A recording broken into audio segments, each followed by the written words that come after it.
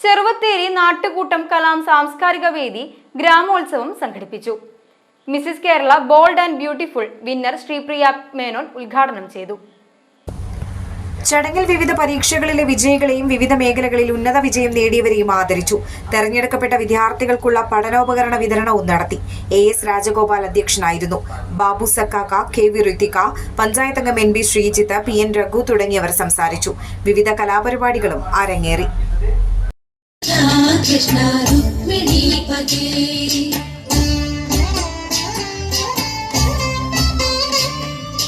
Jai जनार्दना Krishna राधिकापते नंदनंदना